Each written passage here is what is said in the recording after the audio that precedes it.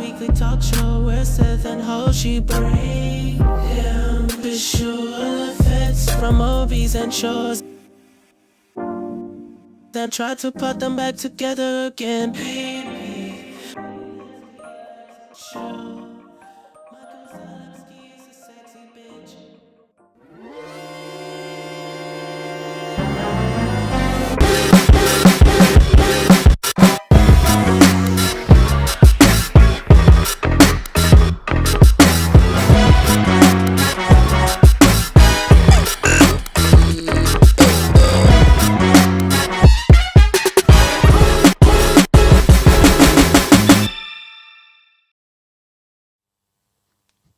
Hello, everybody, and welcome to VFX and Chill. I am Hashi, and right over there is my lovely co-host, Seth.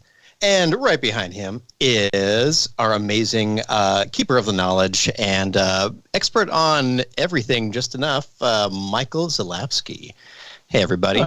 This is VFX and Chill. This is a show where we like to talk about visual effects. Sometimes we create our own on the show, and sometimes we talk about something that's cool out there in the world of visual effects and technology. And today is one of those days. If you saw our looping trailer, you know that we are here, or read the description, or any of our promotional material, I guess. We're here to talk about trying to use Generative Fill, which is a new feature of Adobe Photoshop. It's available in the beta edition, and we want to use it for visual effects. Let me kick it off. Seth, how you doing, man? Oh, you're over here.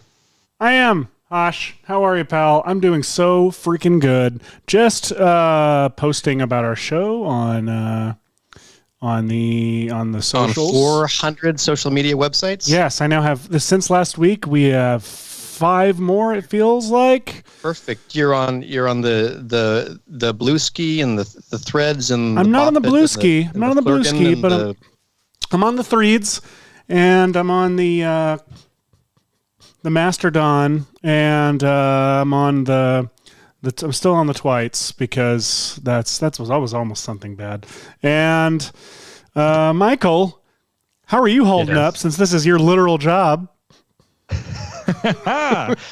Yeah, it's fun. I spun up the Red Giant thread the other day, and thinking about do I tweet it the same as Twitter, or do I make it more like Instagram, or I don't know. Everyone's trying to figure all this stuff out, and it's just all kinds of fun. But I am just excited about visual effects. That's what I'm excited about, and that's why we're here. Me too, man. Me too. Okay, I think I've done posting.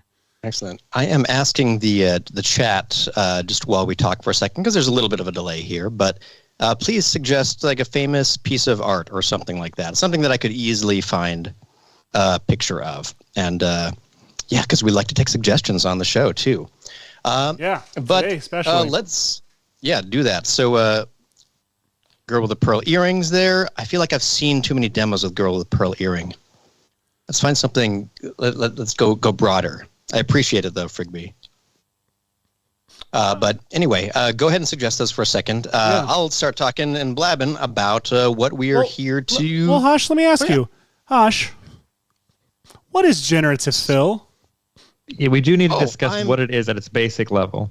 I'm so happy that you asked.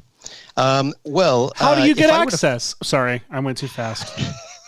I love it. Okay, you know what? I think I see a suggestion for the persistence of time.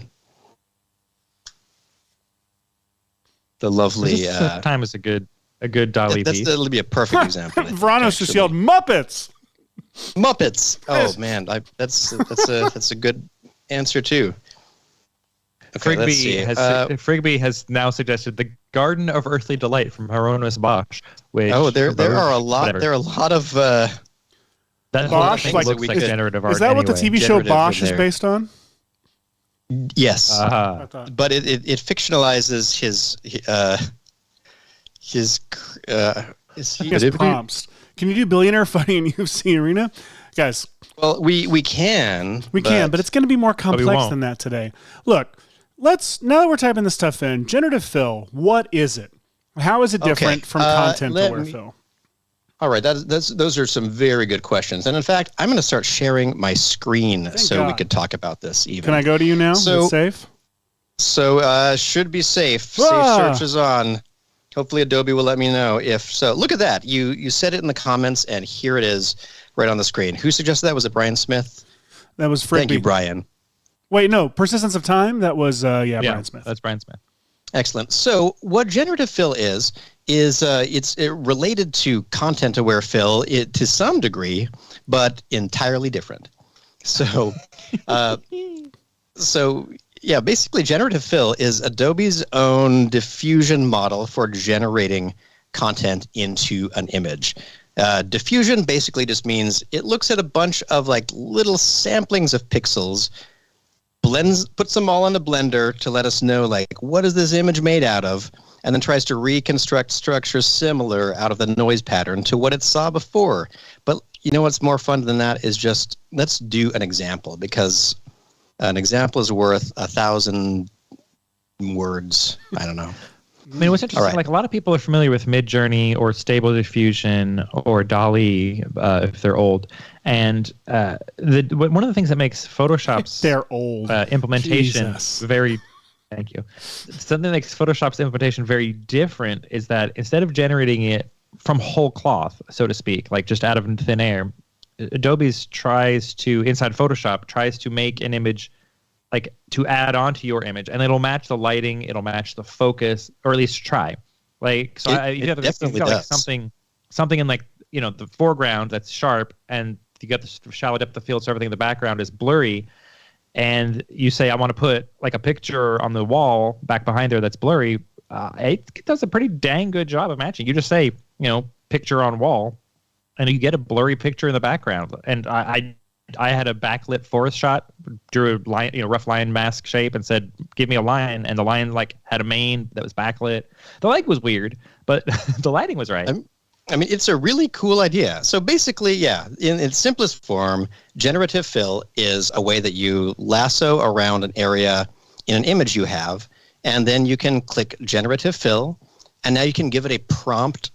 And if you're not familiar with a prompt, it's just a little teeny text description of what you want to appear in this section. So basically, it's the most accessible form of generating art. It's easier than going onto Discord and doing a Midjourney render. It's easier than going and downloading all of Stable Diffusion and figuring out how to get it to work.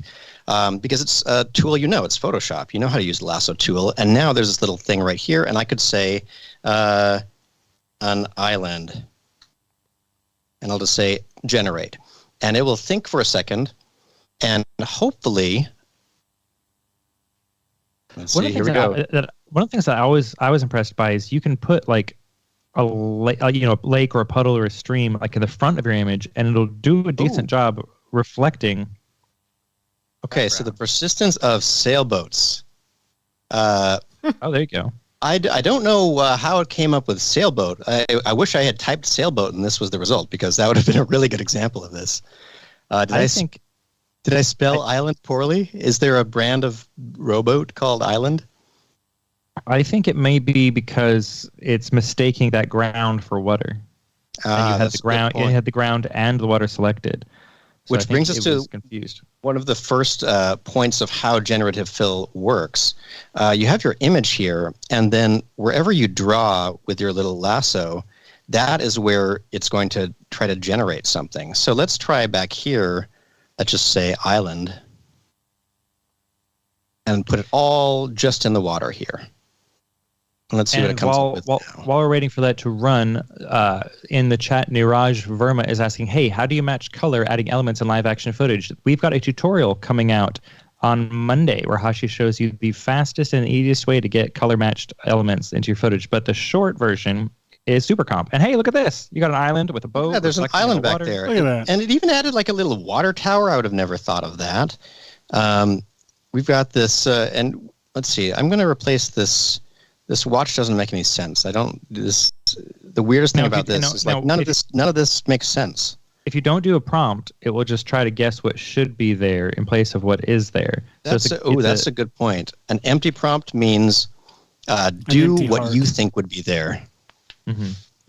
It's this is a very similar tool to the new remove tool in Photoshop, which is basically the same. Look at that kind of technology. Yeah. So Generative Fill happens to be like the best paint out artists around. I'm look at actually this. I'm getting word, by the way. I just got word that Generative Fill is actually here. Generative Here Fill. he is, Generative Fill, our good friend. Hey, our new good friend. Phil, you look very Buddy. familiar. It's a goatee. I'd recognize that goatee anywhere. yeah. Is he thinking? Did Content Aware Phil fall into like a nuclear reactor or nuclear like a particle accelerator? Yeah. Or collider? I think that Content Aware Phil, The nerdiest watchman. he just used to be a simple technician that would look at motion vectors, calculate paths, and then kind of project pixels along those mathematical paths, so like a scientist. But then they started dabbling in machine learning, which is like beyond the capabilities of a single human to understand. Oh, he's bored. He got tired. That's all right. That's fair. But yeah, this is what Generative Fill does. You've probably seen lovely examples of doing this kind of stuff online. I'll circle this unfortunate situation here. It's an unfortunate anthropomorphized hip bone with eyelashes and a clock melting on it. And look, now it's gone. Bye. Which is kind of ridiculous. And I'm just reminded of the fragile nature of time as we simply press Generative Fill without any prompt, and it just erases it. It tries to imagine the most plain version of what's going on there. So this is all well and good, but it is clearly just doing this on one frame at a time. And what good is one frame at a time if you're trying to do motion graphics or visual effects? It's kind of not, right? So one of the things I guess I didn't mention when I was doing this is whenever you run Generative Fill, over here in the corner, there will be a few variations of what it generated. So you get 3 test paint outs that it did. And those stay live with the layers. So if Hashi clicks back into any of the other layers, and Seth, can you move our pictures to the other side so we can more see what's going on, please? Thank you. You can see that each one of those layers still has the memory of those 3 options, and you can rerun a prompt from that panel as well, and it will then add options to the layer. It's very nice for iterating and trying new different things out. It's really cool. It is. But yeah, like again, this is for one frame, and that's not as helpful if we're trying to do kind of video stuff. But Seth and I do have some examples, as you saw in the promo, that we can probably get into and talk about today. Yeah. You want to pull those up? Ooh, lovely. Look at that. All right. So over here, I'll just play it on a loop. Some of the things that you can do when you can only affect one frame at a time, you can use that flickeriness to your advantage. So in these cases, simulating things like a drawing that would be drawn anew every frame, or a time lapse where you're supposed to see some pretty different information each time around. These are some really cool ways to use Generative Fill to make things that would be very complicated if you had to do every single one manually. But now that we have them in Photoshop, which works great with After Effects, we can simply do the same pattern over and over again, which for me is taking some video, basically, and exporting it as a bunch of frames that are prepped in a way to give you to erase specific regions of the frame. I feel like I'm completely I've lost all my articulation. No. That's really good, because I think I think this is, you've been able. So this stuff you're looking at here is an example of like what I'm excited for you to show us today, because this is stuff you've been doing I've not touched at all, which is this idea of multi-frame generation, manipulating the image like by manipulating every single frame and using the flickery look to your advantage. My favorite of these, besides these amazing sketch things that you showed, I think last week on the show, my favorite are these like fake time lapse construction, as if this is how buildings are built. You know, like I love the idea that I did they're get, like, fully built and furnished of course, floor by floor. When I posted this, I did get architect here. I was like, I Built the frame know, first, you jerk. Like, obviously. Fine. I know that you don't actively paint such a a smart building idea. and put in its windows as your build. I know. Like, how far do you think we can go, guys? How far do you think we can take this? Richard Scarry's Busy Town, and I love it. I think it's awesome. was able to glean. So like, there's that side of this. That drone scanning shot. Yeah, that was a cool I'm idea. really interested in. That was a cool idea. So I got a lot of weird tricks going on. So should we dive into it? Well, yeah. Oh my goodness.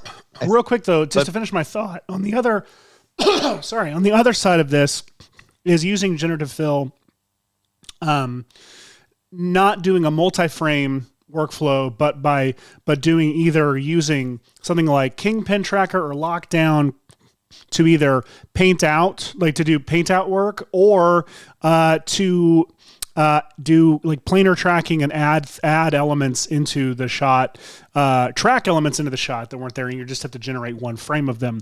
There's also some really other stupid fun applications that we can do that we'll get into. But just that is to a start fantastic off, point. Yeah. let's see, where should we start? I know you made a plan. Let's see. I mean, I figure those are the two ways that we've figured out how to use generative fill for video. Like Seth said, creating something, like transforming one of your frames, then tracking that information into After Effects, because it's actually a really, like, that's what we do half the time if we're doing compositing of like ivy growing on a building or something like that. But now you can generative create a lot of iterations of something way easier than you could just Photoshop it before. And that's fantastic.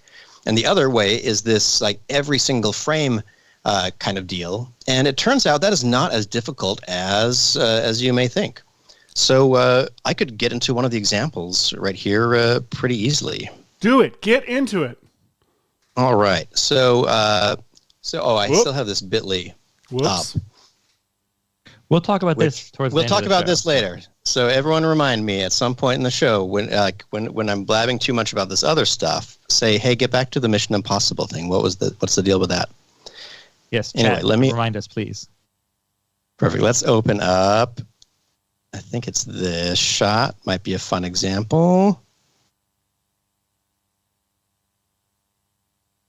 City drone. It's Ethan Loop again.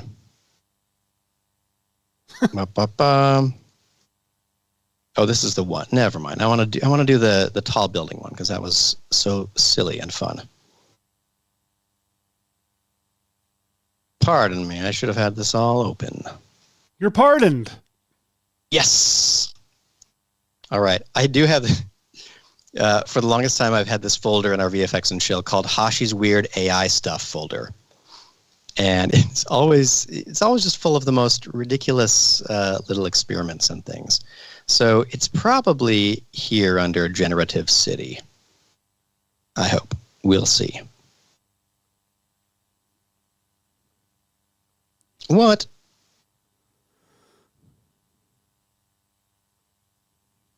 What happened? Oh, it gave me a warning that my depth scanner wasn't available all of a sudden. Uh-oh. Whatever. Oh, I just really want the right project. I'm so sorry, everybody. Where did we save this one? Ba ba ba ba ba da da da da da. You're a Barbie girl? I'm so excited for that movie.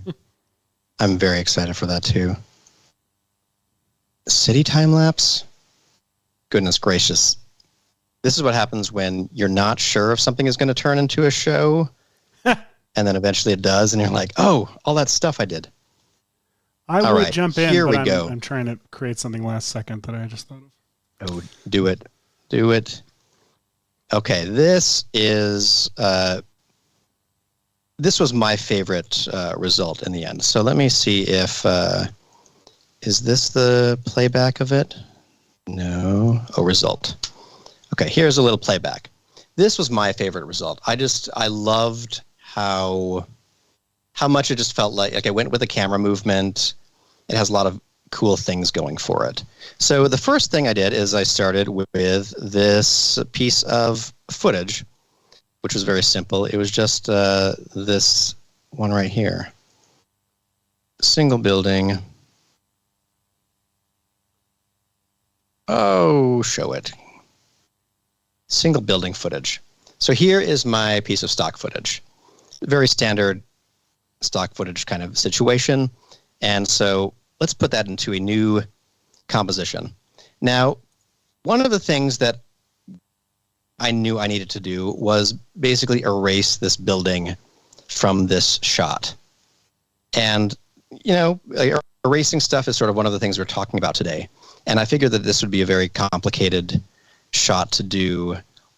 Or it could also be, you could do the Hashi method, which is duplicate the layer, slide that right over there, and yeah, I don't know, just do a little feathered mask, and then hey, look at that! Look, perfectly erased building. Hashi. Good Lord. So sometimes it's about working lazier and not harder. I mean, the city part, fine, but the sky. Well, what ended up happening was I decided just to replace the whole sky in general. And so what we ended up with is, let's see, where's the erased single building? I feel like this episode, more than some of our others, demonstrates the importance of organizing one's comp structure. And it really does. So here was my actual background. So you can see that it's basically just copying this bit over here, and I've tracked in a new sky. And interestingly, the way I made this new sky plate, which is in here, was by using, I grabbed it basically from the original footage. So if we go to the final frame of this, you can see that there's that sky, and it's kind of there. But there's this lovely button that's in Content-Aware Fill, who works really nicely with Generative Fill. And I have my computer set up so Photoshop Beta is the default. And I suggest you do too, because if you do this, you can go right to any frame like this, say create reference frame. And when you do that, it pops it right into Photoshop like this. I'm just going to clear the guides because I don't like looking at them. And then I could do something like, I could probably even press the select subject button. And it'll select that building. And then let's modify and expand this by about 5 pixels. And then let's also select the ground over here. Why not? And then just say generate fill with no prompt. And as you recall, if there's no prompt, it's just going to try to kind of eliminate the pixels that were inside the box and kind of mimic whatever's going on outside. It's different a little bit than the way Content-Aware Fill does it. Like, look at this. It created 3 new little examples. I think you needed to flip your mask, maybe. Because I think it's giving you a new city. Oh, yeah, you're right. Whoops. Goodness. I am all over the place today. I'm loving it. Okay, let's invert that. I liked those new cities. Oh, gosh.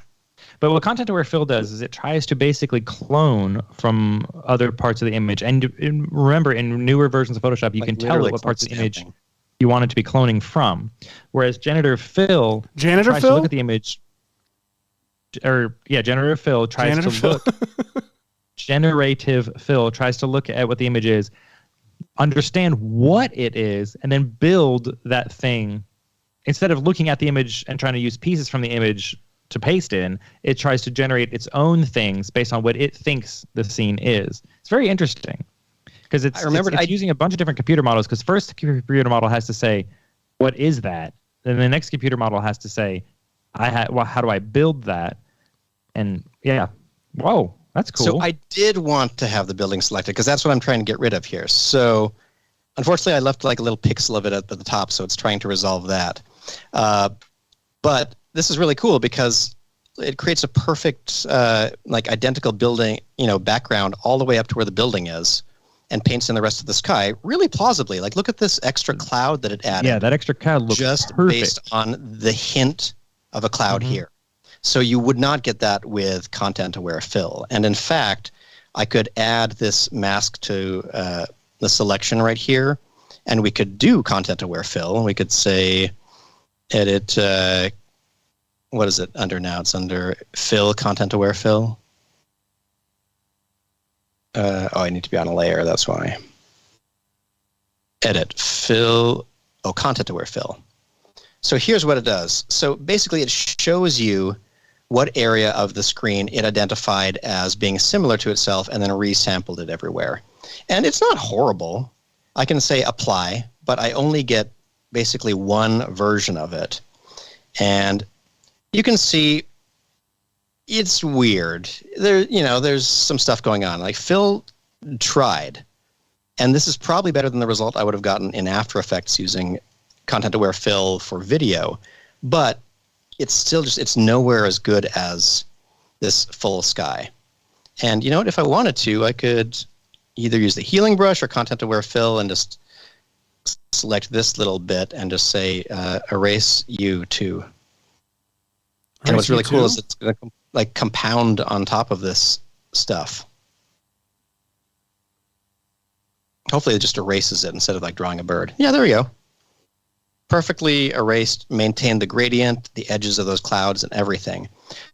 So you can generate additional fills to erase anything, which is really cool. So now I have this whole sky basically all the way down to the horizon, which is wonderful. And when I did that silly trick of copying over the building and stuff, I ended up with this nice thing and pasted that sky right there. I just tracked it to some spot there. And you can see it's not even the greatest. You can see my thing right there. But now comes the crazy trick of trying to figure out how to use Generate Fill to create that building under construction. So I did separately track this shot, and I used the track both for the horizon to replace the sky there, and also to isolate the building from this. So I do have a comp that is just the building also.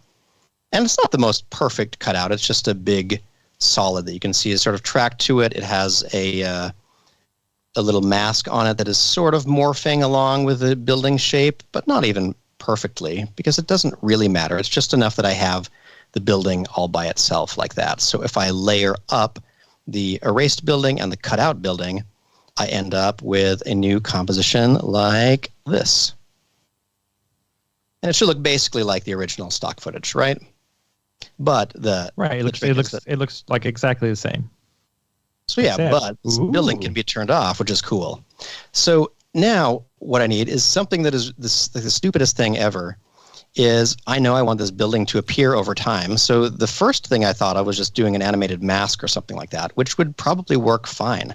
I could go to the beginning frame, do a mask over all of it, and add a keyframe here. I'll turn the mask to subtract.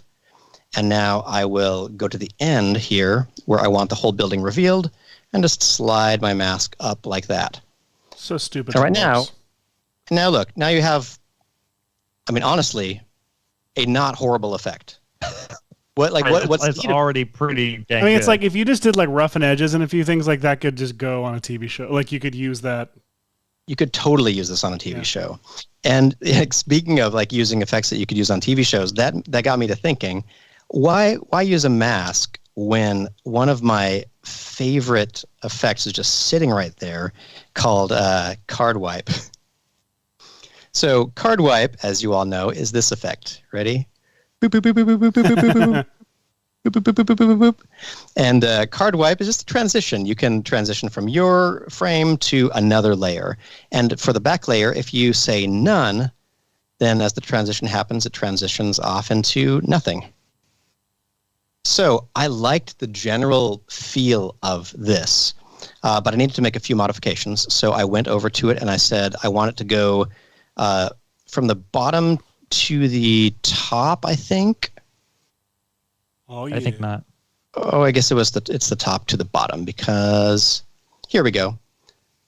So now if I go to the beginning, let's find what transition amount makes it start to come in at the bottom. So right around here, let's put a keyframe there because I want it to start right away. And then maybe about a second before the end, I want the whole thing to be revealed. So we're going to turn the transition backward in time until the whole building is complete right here. So now we've got this animation. Boop, boop, boop, boop, boop, boop, boop, boop, boop. I mean, not the most phenomenal thing in the world, but you can mess even more. Do you turn up the timing randomness? The thing is, you could still do that for money.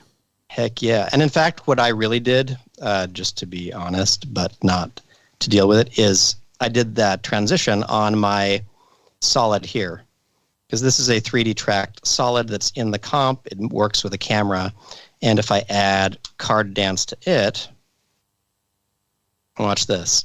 Let's do the same thing that we were doing before. We'll say on the back is, oh, not card dance. Sorry, I was going card to wipe. ask, yeah. Thank you. Card wipe. Back to this thing. Now we want it to go, what, from the bottom to top? Is that what we said? Or Top to no, bottom. it's top to bottom. Dang it. All right. So now what's cool about this is if it's not moving, the camera still does. See? So that's better than nice. this one. Like, so this one, if you had small enough bits, that would fool you fine. But if you want the real like camera move, put card wipe on the solid that is masking in your building. And not only card wipe, put on card wipe, turn up the number of cards. You can turn up the rows until they maybe match sort of the shape of a window.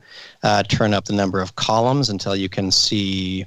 Right now I can't see anymore because they're all flipping in the same direction. So let's change the flip direction to random. And now you get this kind of distribution, which is cool. And on top of that, you can even do things like have adjust the transition width. So the higher this width is, the more of the building is affected. If I turn it down to kind of a smaller number like this, ooh, there's a big old plane in the background here. Run. Let's add those transition keyframes here. Whoops. Okay, so we'll start at about 0-ish, and then we go to 4 seconds in and dial the completion back to 0. And now, like, look at this. Look at that. Enough. So that looks pretty cool. So here's a question. So have you done Generative Fill yet, or are you going to do it now? So I haven't done Generative Fill yet, and I am going to do it soon. One thing that I found out is that if you really increase the number of columns and then go to the card scale and turn it up, you can end up with these kind of cool, Nice. Yeah, that looks like chunks are things. Yeah, chunks which is kind of nice. And they do still rotate into place, and you could widen the transition thing like this. And let me see what I kind of want it to actually be taller and skinnier than I do. Oh, really? That way. So flip direction, flip order, top to bottom. Now isn't randomness. Fill, Turn isn't that Fill up. just going to generate on top of all this? Well, Fill is basically going to generate on top of this. But the reason why this part is important is because I'm going to set Fill up to generate the stuff that's around this building. So if I go back to this situation, let me get rid of that transition.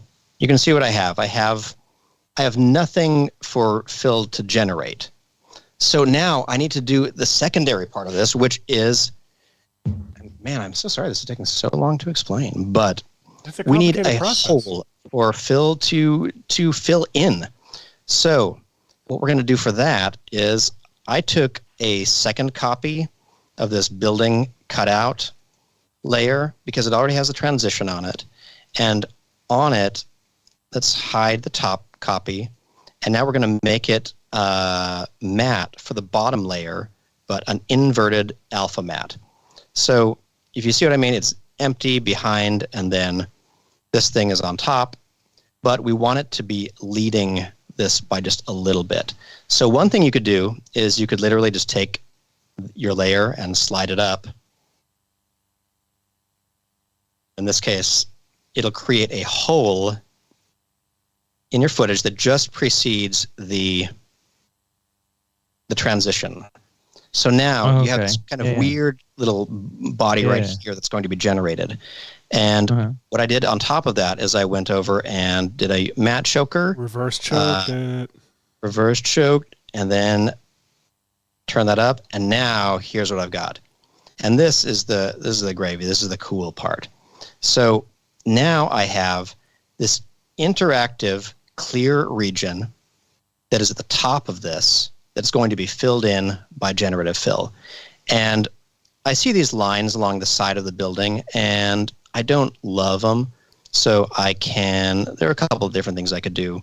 I think what I honestly did was I just made a duplicate of the original background or something like that with no matte, and then cut it out with the original building.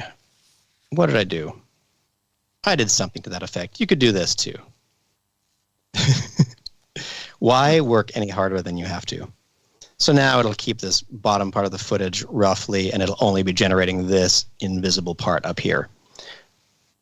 And once you get up to here, you don't need to be generating stuff anymore. So I could actually maybe add a keyframe to my the position of my matte that I offset earlier, and have that kind of sync back up over time to around here. So you'll see that there's now some headroom as it's getting built, but then the headroom disappears as we get to the top and catch up with the building. So we're just going to do one example frame from this. So let's say this one, all right? I'm going to use my sheet of... if you copy to clipboard, does it get the transparency? I don't remember. I don't know. You don't want us to do create reference frame? That's what I like to do. Oh, the thing that we just introduced to people? Yeah. Sorry. Yeah, look at that. There's a button right here, and if I say that, it'll open it right in Photoshop. Dang it, Seth. That's why I keep you around. I know. That and the years-long friendship. Nope. Shh. Don't tell them the other reason. Clear guides. All right. All right. So hang on, real quick. I don't want to leave the chat out of things. Justin Liddick says Generative Fill is the new remove tool, which is a reference to my saying generative fill too quickly. Imani is in the chat. Hey, girl. And Adrian Jensen says, "I love the thing. That they really like the quote. That the thing is, you could still do that for money. Yeah, there are some shots where that would totally work.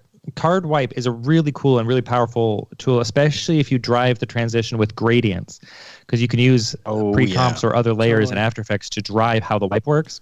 So instead of just being linear, you can completely control it from black to white. I mean, Hashi, don't do it. Hashi, don't show it off. I'm not going so to much to do today. But I'm gonna mention this was the hole that I ended up making in my version to create the construction effect. Nice. So did you can sort of see to get the lines. So that's all I did was I took I got exactly to this the same stage that we were at. Where's our example? Okay, so yeah, here's our example.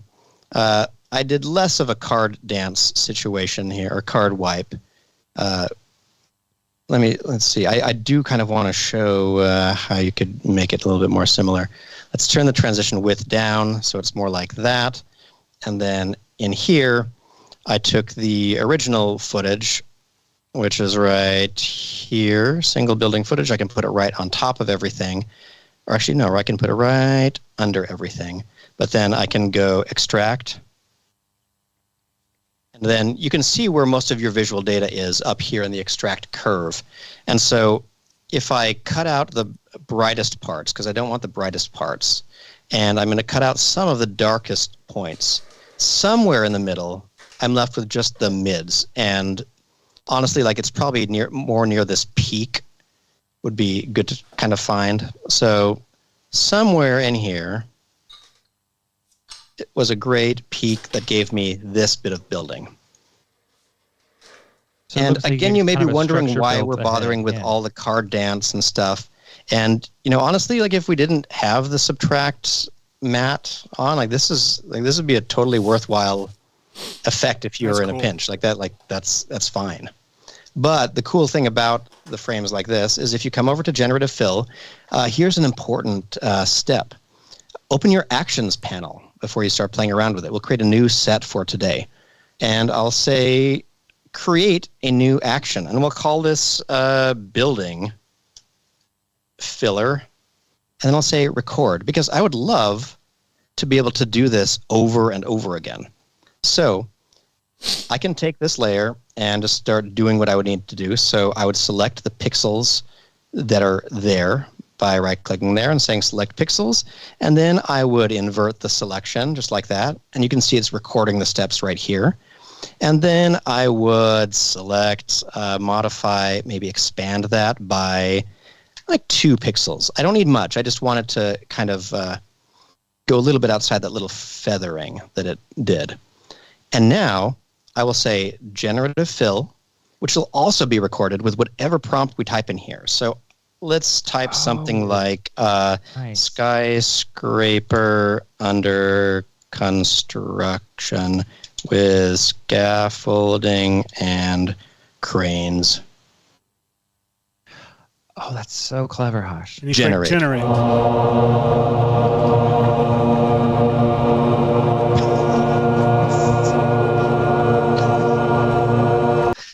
Seth, did you just make that like just now? It's literally all I've been That- doing. I wasn't paying attention to the first part of the show. See, this is what you come to VFX and Chill for. These are bespoke graphics that weren't going to exist. Speaking So- of bespoke graphics that weren't going to exist, look at that. Look at that. It's generated. Now, this. Hashi, Now, you could argue no, it but did, you it's did. You could argue you not- did not need the card wipe. Yeah, I didn't need the card wipe. Look at these results. They completely understand the scale. They match the lighting. And what I love about this is I'll press stop now. So you can see my action over here was basically, set the selection, invert, expand a bit, and then generate fill. And I didn't need any of the rest of this stuff. That's all I needed. And then I could keep recording and say, let's save this as a Photoshop file, because you can import a Photoshop sequence to After Effects. And the benefit of doing it this way is that you save it to a new folder. And once you've done that, you can open any of the frames and look at the 3 options in case one is way better, or in case you get one that's a really bad result. I got a few the original time I did this where it would just look like a blue tarp filled in this whole section and was sort of on top of it. And like it looked, construction-y, but the scale was very wrong. But then I would just go into the Photoshop file and be able to click on the alternatives right there, save whichever one I liked, and that's the one that would appear in an image sequence later. So in case you've never done a batch processing of things, I'll show you how you do it. It's so easy. So we recorded these steps, which is great, right? And then, I forgot to record the save step. So you record a save as, you find a folder that you want to do this thing in. You don't modify the name. You just leave the name and say save. Maximize compatibility, because that all gets noted here where it says save, and then you can close it. And that'll be the last step of your action. So now we've created an action. If we went to, say, grab another frame from this, let's see, let's grab this frame or something. We'll, I'm sorry, there's the button right here. Jeez. Create reference frame. Now I don't have to do anything except for find my building filler and say play. The first few steps happen instantaneously. This third step takes, 15 to 20 seconds or something like that. Oh, and then it closes at the end, so we don't get to see the results. Let's see. It would have saved it right here, which is cool. So it saved it right here. Let's open it up and look at the 3 results it gave us. It gave us this, that, and that. And they're all like, what's neat about them is that knowing they're only going to play for a frame, I like this one. It looks like some weird vehicle that's sort of parked there, and these other like, levels are still kind of open and just the concrete is in them, which is kind of cool for you architects out there. But playing one frame at a time, you can end up with a really cool result like this. Here's the first result that I got 2 results. This was the first result after running one version of the action with a set of keywords. And you can see, like, as I go through it, every single one of the frames has its own merits. Like, this is weird. Well, this is also an incredibly expensive construction job. Not only just the way they're doing it, but there is new gear there every week, like a brand new infrastructure of gear. No reuse of gear. Sometimes they even like finish it and then take it down. You're like, no. We need more. Got to go higher. This is how I would build a building. And it would just slowly build and tip as it builds. Like, But look at this perspective shift. We're now even with the building here. We have some perspective on these little bits of the balcony that are unconstructed. And as we correct, get further, JC Tecklenburg, we ran the batch action on the image sequence, not creating a reference frame for each frame. Sorry, I just saw that question. Yes, because in Photoshop you can say, hey, run a batch action, apply this action on this entire folder of images, and it will do all of it for you automatically. Yeah, let's look at what that looks like. So generative fill, actually I should be in Photoshop. That'll be easier. So I'll say no, I don't need to save that. But now that we've created this building filler, what's kind of neat about it is that it could be used for multiple things.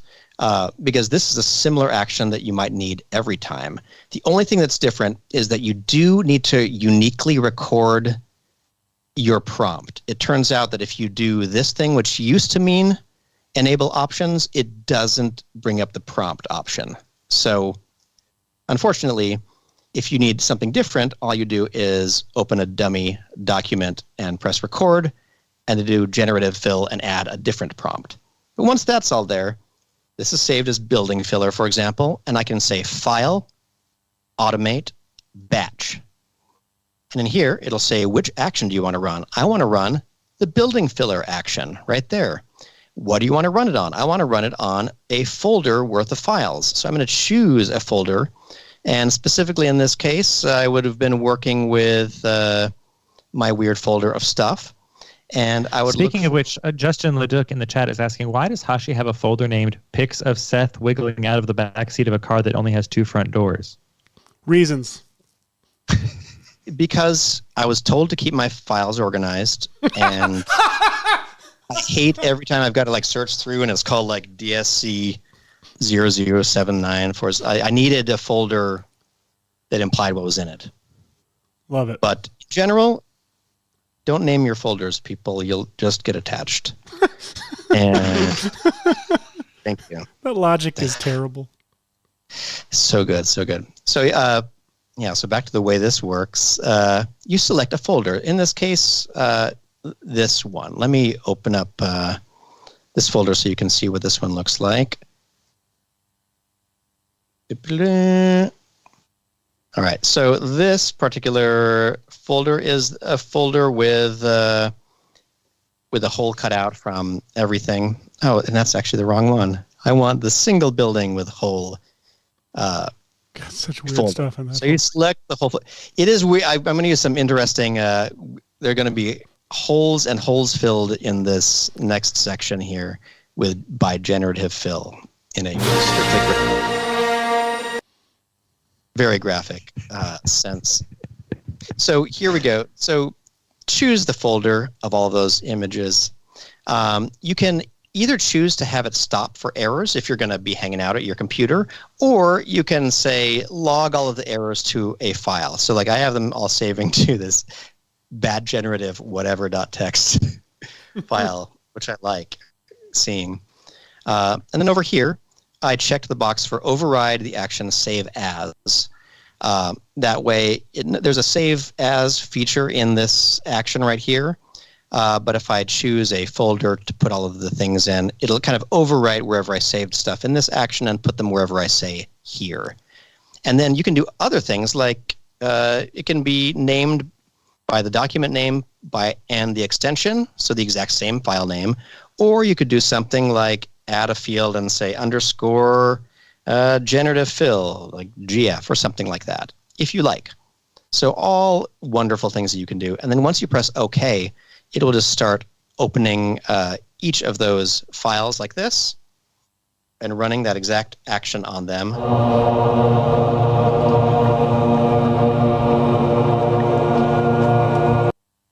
And this is the point where you walk away from it because the sound of generative fill. I'm sorry. I don't know why Photoshop didn't put that in there automatically. What if they did? Adobe would have so many complaints. And there's the only checkbox for it is turn up volume of. It's for accessibility purposes for the more hard of hearing users. That you can just turn it louder. But the cool thing you can see here happening is that it's through 5 frames already, and it's moving on to the 6th, and etc. I'm going to stop this action right here, but you can see that this is the part that you might want to walk away for because it'll take half an hour or an hour. But it looked like 4 or 5 frames a minute for something that will look better than I'd be able to generate on my own. In fact, let's see where those did get generated. Where were they generating to? I think they were generating to the content aware fill folder. So got to remember what I called that for the show today. Was it in the fills body folder? No. Was it in the fill folder? I'll have to talk about all of this stuff later. But Seth, you mentioned something that might be easier than doing this whole create an action frame by frame tedious bit of work. I did. And had a great idea that was just, hey, we paste stuff to stuff all the time. Why don't we use it for that? Absolutely. So, first off, let me hang on real quick. Let me open up Art Grid and find a shot of someone's face. So let's show some of the obvious things you could use this for, right? For let's say we want to give someone a big old face tattoo. Okay, who's a good candidate for a face tattoo? This person? Let's see. How about that plain Jane right there? I like that. All right, then we're gonna don't call her plain Jane. She's gorgeous Jane. She's gorgeous Jane. She is. All right, we're gonna use gorgeous Jane. Go Jay, as they say. Is that a term? Okay. Sometimes you say things and they sound like you shouldn't say them. Like calling someone plain on a live stream. Live. I'm sorry. We're about to give them a big old face tattoo. You're not plain. Let's see. To be fair, I was looking at your thumbnail inside of my Skype window, inside of a thumbnail. Things look very plain then. You're right. They look very plain. So here's what I'm going to do. We'll start with generating the face tattoo. I'm going to send this over to Photoshop. I'm going to say create reference frame. It'll open up the beta. Best splash screen ever. Yeah, you know what? I'm happy with it. Now. That is not the best. The best splash screen ever was for the AE beta that was codenamed Darth Tater. And it had it had potatoes with lightsabers. Nice. It was amazing. Adobe code names. All right, so let's give gorgeous Jane a big old face tattoo right on the cheek, right? Maybe even dipping. Anyone have a suggestion for what the tattoo should be like? Put them in the put those suggestions in the comments. I like the idea of just saying tattoo, and we'll just see. Sure. Let's just say tattoo first off, and the 2 T's and 2 O's and and generate.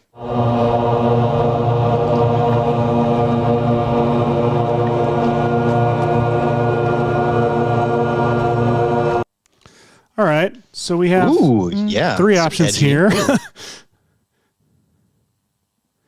Well, let's tattoo of a.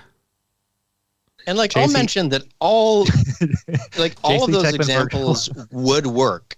Yeah. and they're blended perfectly into this. They're not like a tattoo that you have that you multiplied over it. Like they're baked into that. Totally. They were diffused into that image. Yeah. Stable. Tattoo of?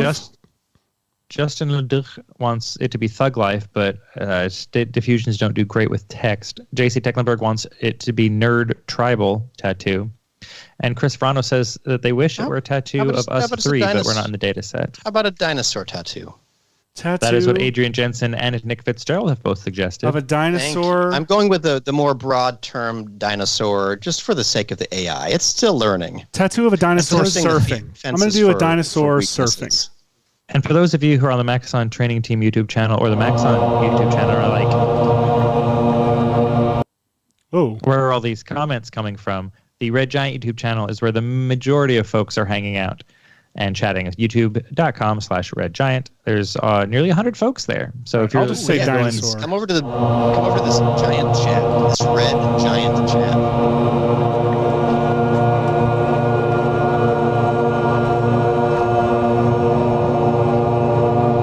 Think hard about the dinosaur. Oh wow, that one did not work well. No, all right. So what I think is happening here, Seth, go to the shape of the selection you have, and make it a little bit more dinosaur-like. Mm-hmm. Oh, come on! Instead of maximizing the canvas space, make it roughly the shape of the thing that you're talking about. Because it turns out, when it's trying to guess what will go in a shape, the more information it gets from you in terms of the shape, the better it can guess things that might fit there. Well, I was gonna do. Hang on. Like some teeth, like cut out a jaw. Yeah. A dinosaur jaw, that is. See, that's fun. Nice. See, what I like about this is that all of these stages are very different than the other stable diffusion to video situations we've seen before, where we're like, you're really directing what frame you want to design this from. You're creating the diffusion shape. Shout louder. Can't hear you. Nicely. Oh, there we go. Perfect. So much for drawing a jaw. I did nothing. But all right. I kind of like that. That one's kind of cool. I'm going to do, It might need a little bit of comping. You know what I've noticed, Josh? Whenever we type dinosaur into this thing, it really has a hard time. So let's try tattoo of a boat. It's hard to talk over this thing. It's very loud. Is it? Filling the space. See, I'm going to try one more I'm thing. surprised it didn't give us tattoos of an island or something. I'm going to do like this, and I'm going to say face tattoo. Oh, there we go. Oh, yeah. Karen Loom in the chat says Amani Larissa is amazing. Yes, she is. Yes, she is. Amani is amazing. Her latest piece is phenomenal. So good. I'm inside my head too much or something like that. I love that. So good. Wait, all right. I will not press the drop after this one.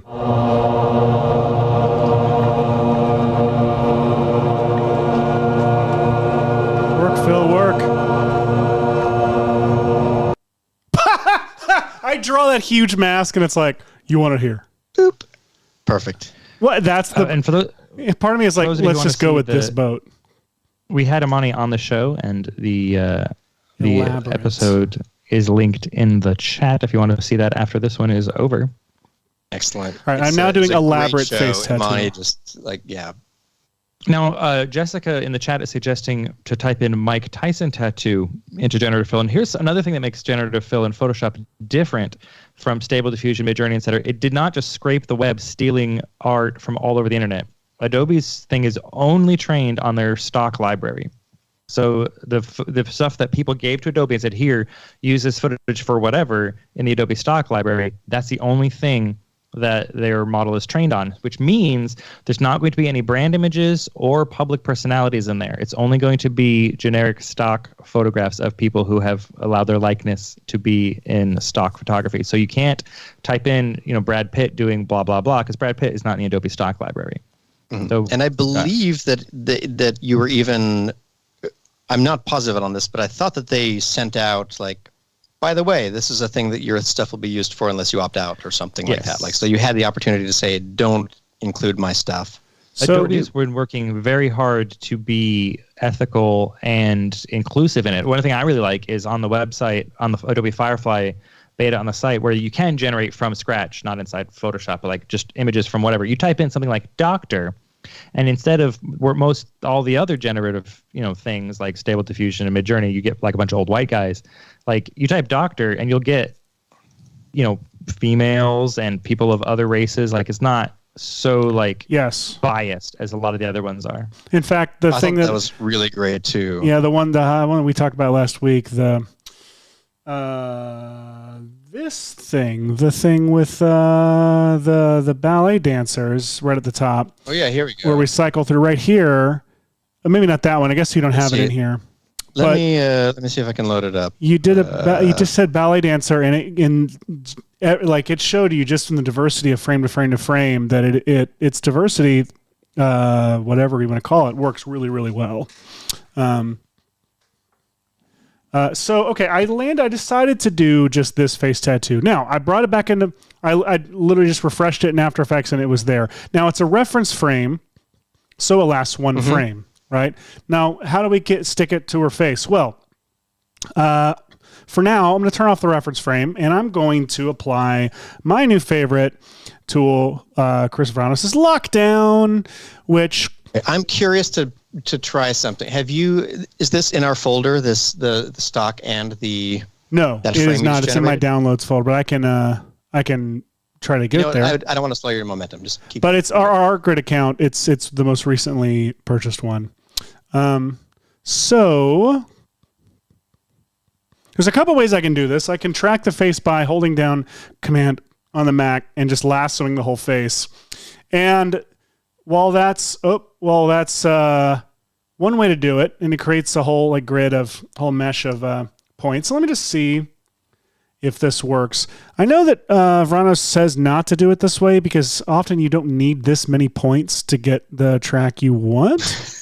But let me try it real quick. So I'll hit track all, and it's gonna roll through and just track as her face moves. I really don't need this much. I didn't need the whole face. I don't know why I did that. Well, I did it because there actually is some... Well, it did have a few landmarks in there, which are pretty good. And I realized I probably want some more points down here on the edge of the face too. That's okay. Let me just get this track done to this shot. I could have made this shot smaller, but hey, go big or go home. I don't want to go home. I'm already home. Yeah, didn't think about that, did you? I never do. So Plato or whoever made up that quote. Yeah, seriously. Go big or go home. Pre-COVID. Work from home lifestyles now. We're out of things to talk about. Oh, you know what I realized we could have done? Track it.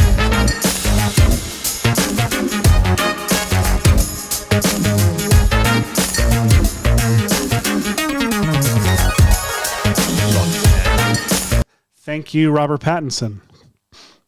Robert Patrick. I know the joke. And so now we've got the shot have to go tracked. back to the tape for that one. I don't believe that I said that. Look at that. Look at these points. Look at these points. I love watching lockdowns like In Mesh. fact, this is good. Let's just export this. This is so Send fun. the client that. I know, right? This would be good for an FUI stuff, like FUI stuff. Absolutely. I'm going to add a few more points down here on the edge of the face, and I believe they should track just fine if I select just those points. Bibbidi bibbidi bibbidi bibbidi bop. And track. They'll track much faster. Chris Vranos says, I do say not to do it that way, but I do it that way fairly often. If a track becomes difficult, it's better to use fewer points because they're more adjustable. But for this, it might be okay. And Azim and Michelle says, LOL, that was dope. You're dope. That looks like it's going to work great. Yeah, it'll work just fine. So... Yeah, and now, obviously you can babysit these a little bit more and get, finer results. I'm going to clear the mesh, and then I'm going to re-auto-triangulate because I added some points. And I think I should be good. So check this out. If I go into stabilize tracking right here and I hit play, this is fun to watch. This is that image, that mesh laid flat and stabilized. And that's what it's going to put into a pre-comp for us to put our tattoo into. These are really fun to watch, like on our Mission Impossible ones where I was trying to track Tom Cruise's face and he's punching a guy. And it would just be like this like crazy warped face, like stuck out like this. All right, so I'll hit X, go back into After Effects, and I'll click Lockdown. I need a lockdown drop. And now I'll go into this pre-comp here where we see I have this checkerboard. I'll turn that checkerboard off and I'll copy my I'll pull my reference frame out of there and paste it into here. And I turn that on. Before I actually mask that, let's see what it looks like if I just leave it like that. I need to actually freeze it. I'm going to use my freeze shortcut, which freezes the one frame. Could you quickly save that frame as a JPEG or something like that? Yes, absolutely. Bibbity bop. Oh, you know what? I just realized I could do that with the thing, can't I? Yeah. Boop, boop, boop. VFX Bam, that is VFX console or effects console boop. by Video Copilot. It's free, so go grab it so you have your stuff. So let's see what this looks like. Before I mask the tattoo, let's just see how the whole image looks when it's... Oh, no. Her eyes. So obviously we don't need the whole image mesh tracked to her face. So I'm just going to mask the tattoo. Andrew Krajewski from Microsoft Teams is asking, the chat is asking, can you do a full face conversion with Lockdown? Oh, you read my mind. Is that what you're about to do? Nice. Yeah. So I have basically, look at that. Look, the tattoo's on her face. Woo! Success. Might need to do a little bit of a color shift towards the end, but geez. Totally. But look at that. That's exciting and cool. So that's one straightforward way to use Generative Fill to create some things. There's also some really dumb, fun ways. And this might actually have a really good practical application. So I've got this shot. This might be the thing you take home, folks. Yeah, here we're into actual useful areas. So we've got a guy on a motorcycle. But my thing is, motorcycles are cool and all, but I think they can be cooler. So first... I'm going to set myself up for success I'm going to create, last time I did the generative fill first and then I did the tracking. I'm actually going to do the tracking first this time. And I'm going to use Kingpin Tracker this time, which is a part of our the Visual Effects Suite product thing. What do we call it now, Michael? Because it's still VFX Suite, right? Yes, it's still the VFX Suite. Okay. Michael, you're muted. You can't just say, I want to buy VFX or I want to use VFX. So on the website, it just says VFX. I always just call it VFX Suite. Cool. But yes, Kingpin Tracker is part of VFX Suite and is very cool for very many number of things. And if you want to learn more about it, the link for it is in the chat. Definitely. Now, Kingpin Tracker is for planar tracking in After Effects. And then what's a thing to remember about it is that you apply it to the layer that you're going to be sticking to something. You apply it to the top layer, not the bottom layer. So in this case, follow with, it'll make sense as we do it, but I'm going to create a solid that's just going to be, let's make it the comp size, and sure, it can be VFX and Chill yellow. And then I'm going to turn off its visibility, and I'm going to apply Kingpin Tracker to that. And now I'm going to... see if I remember correctly. Yes, I'm going to drag these corner points down here to parts of this motorcycle that I feel like will probably be decently trackable, right? And they don't have to make a perfect rectangle. They do not have to they don't have to be perfect by any means. And I'll show you why in a second, because we're gonna. It's basically just 4 tracking points, in one. Exactly, and it creates a plane from that. So then down here, layer to track, I'm going to select the motorcycle plate there, and I'm going to track it. Now, Kingpin Tracker works. Track it. And that's how fast Kingpin You'll Tracker. notice that, it tracked the whole shot 4 points. So way faster than the point tracker, everyone. and faster than other options. The great thing about it is, like, you've got Mocha AE for free with After Effects, but you have to jump out to a whole other interface. And Kingpin, it happens just right here inside Right After there. Effects. Right Like, here. you don't have to be jumping back and forth. And Obviously, right as it hits the edge of the frame, it stops tracking the motorcycle. That's okay. I can just boopity boop. And Boom. now That's I've perfect. got... And notice that it did track all the way until yeah. the majority of that was out of the screen. Absolutely. It tried. It did a good job interpolating for a moment there. So now that I've done that, you see like the yellow solid is now tracked to the motorcycle, but that's not what I want. I'm going to want to, well, more on that in a second. Why don't we come back? And first I'm going to pre-comp this, but I'm going to say leave all attributes in motorcycle comp. I'm going to put that as the motorcycle. All right. So Kingpin still exists in this comp here. And I'm going to go ahead and do this now. I'm going to go to that first frame. No, let's save that magic for later. We're going to come back and show you the reason why I used Kingpin Tracker in a second. But for now, let's turn that off. I'm going to create a reference frame from the very first frame.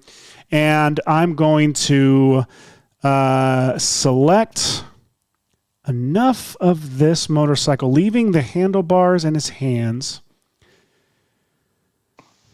And there's a couple of things. Like one, I'm wondering, like, could I replace it with, what if I say like a hovercraft?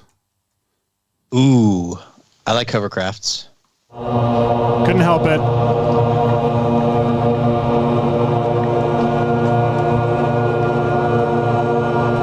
I feel like we might want to work on the volume of that thing. I don't know. I think it's working fine.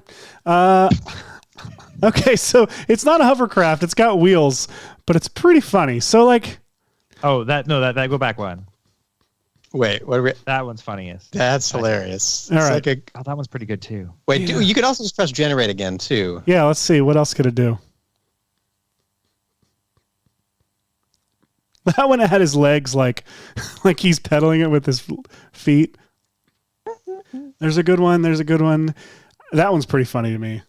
It's like a Volkswagen Beetle budget as a sidecar. It is. See, what's lovely about these is that they match the lighting. Uh-huh. Every edge of it on this frame is seamless. Yeah. Yeah. So you have a really great VFX asset. Like, if you're like trying to track a jet or something into a shot, like the lighting might be off and that'll kind of hurt your comp a little bit. This one makes me laugh. I'm going to do this one. So Do that one. I'm going to bring this back in here. I'm just going to purge the cache so that it reloads itself. All right. So now I'm going to take this reference frame. I'm going to put it into the motorcycle comp here. And if I bring it back in here and I turn that on, that doesn't really do much for me, right? Well, first off, let me just freeze and make it now last the full comp and be a still.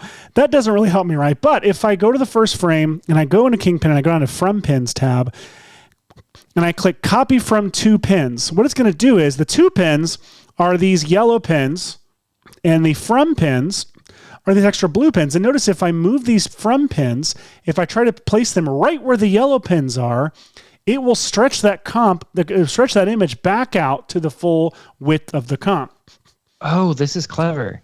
And so if I click Copy From Two Pins, boop, look what it just did. This is that layer and it is now moving like that. So what I'll do is I will go back into the motorcycle and I'll just do a quick garbage mat just so we can see what this is going to look like. Oh my gosh. All right. So now. Yes. There we go. Would it be easier to garbage mat around it in the pre-comp? It might, but the trick, I mean. Wait, actually, no. Go back to Photoshop. Oh, that's where I was going to do. Instead of garbage matting, I was going to go in here. There's a remove background button. Yes, there is. So You got to flatten that and then say remove background or whatever. rasterize layer. Actually, no. Maybe you could do it from the. layer itself. If you, I can. What happens if you turn off the background? What does the background? What does that layer by itself look like? Well, it should be. I thought I rasterized it, but it's not. Apply layer mask. Let me see. So if I turn off the background and I'll click remove background. There we go. Boom. I don't know if it's enough. So I'm gonna actually. So be aware of tools like that because honestly, they're amazing. Yes. I'm gonna use it to do that ballerina one. I had in my batch action. I had it just select the ballerina. Boom. You got to do select subject, and it worked. Incredible. Mm-hmm. So what I love about Photoshop, I often will do like if I'm painting out, if I'm doing paint outs and there's like tree brush or some foreground object that goes in front of the paint out, I'll bring it into Photoshop. And I'll actually do the selection, like the essentially roto of the plant in Photoshop, and I'll do this select and mask, which like has these really great edge refinement tools. Ooh, look at that! Clicking radius and smart radius, and it automatically like does really nice radius stuff. I need to radius stuff. See this? I can't believe I teach this stuff. So I think that might be good enough for me if I... And if you two want Seth to teach you, go to Lipscomb University. Or just come for free and VFX and Chill. Or just come here. Layer via copy. There's a little edge here. I'm going to erase. All right. So now, and maybe this little guy right there. Okay. Now, if I just save this, go back into After Effects,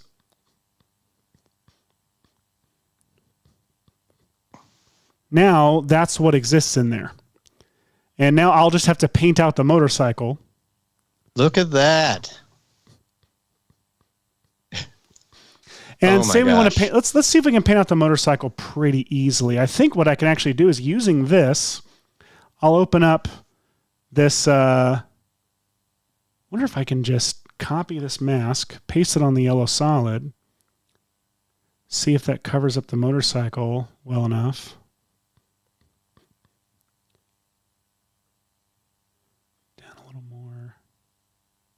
Could put like a guide layer in there, but you know what? I am lazy right now. Might as well be. And if you can work less and get a good result, why wouldn't you? Why wouldn't you? All right, so what if I do that much? Let's see. Will I still have... Yeah, that'll work. So I want to make sure that it's... One little tip while Seth is thinking for you folks, if you've got Kingpin Tracker and you wanted to use it on stuff and you're shooting, especially with cameras that have wider angle lenses, you probably also want to use another tool in VFX Suite called Lens Distortion Matcher. It gets rid of the lens distortion on your image so that you can then do better. It makes AE's camera tracker work way better. Absolutely. And it makes Kingpin Tracker work really nicely too because it turns all those curved lines that should be straight back to being straight. And then you can use it to reapply that lens distortion back onto your footage after the VFX are done. So you end up with a much more realistic, well, number one, a way more accurate track, but number two, a much more realistic visual effects shot because the visual effects then bend with the lens and it just adds that little extra bit of believability onto your shots. If you want to learn more about it, Lens Distortion Matcher is linked in the chat. Why don't I get rid of the shadow too while I'm here? I'm going to bring the plate into here and set it to be a guide layer. And now I'm going to add another mask on this yellow and draw it around the shadow.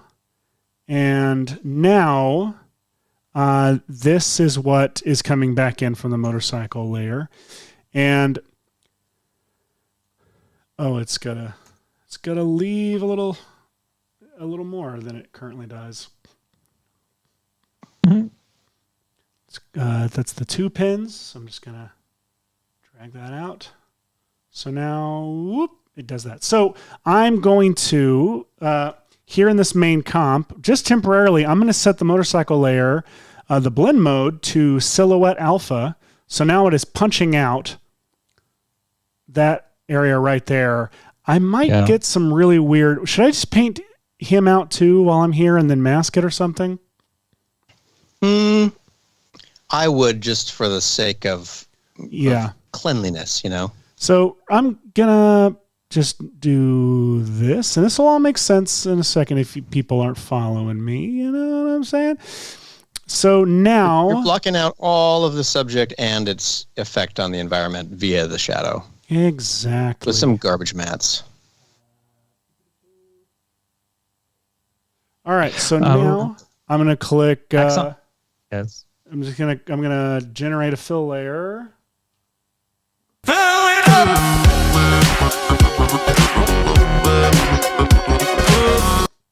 Oh, I gotta make that last longer.